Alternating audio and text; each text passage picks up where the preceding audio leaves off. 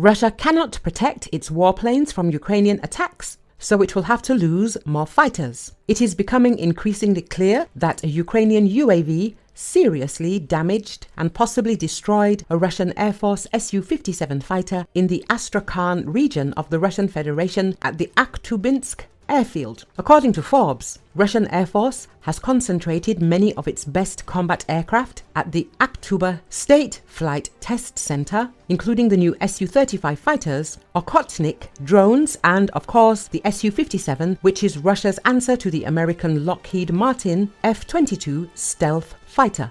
Back in 2019, there were at least 6 twin-engine supersonic Su-57s at that airfield. Ground crews regularly parked jets in the open air, prompting strong protest from the popular Russian aviator Forum fighter bomber. Their Telegram channel was outraged why, after 28 months of Russia's war against Ukraine, the Air Force had not built reliable shelters for its valuable aircraft. At the same time, fighter bomber confirmed that the Su-57 received shrapnel damage during Saturday's raid. For the price of this Su-57 alone, you could build a shelter, noted fighter bomber, adding that only if you don't intimidate contractors along the way and don't give kickbacks.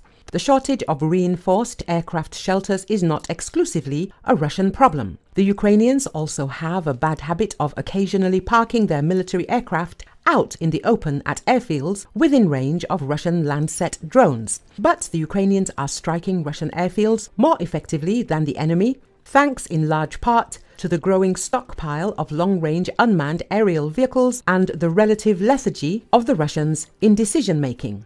Ukrainian Air Force commanders frequently, sometimes more than once a day, scatter their planes across a vast network of small airfields and even highway runways, all in a preemptive effort to make it more difficult for Russian raids on parked planes. At the same time, the Russians do not do this. Usually, when they change base, it is the result of a long-planned move. This often occurs in response to certain bases being constantly targeted by Ukrainian missiles or drones. With its airfield, laboratories, large test areas, shooting ranges, and intriguing new bunker complexes, the Aktuba State Flight Test Center has become one of the most valuable assets for the Russian Ministry of Defense, claims a Dutch aircraft surveillance website, Scramble. The Su-57s are there because it is the best and perhaps only place to test all the qualities of these jets. The Russian Air Force may not be able to remove the surviving Su-57s from Akhtubinsk without jeopardizing the development of the type.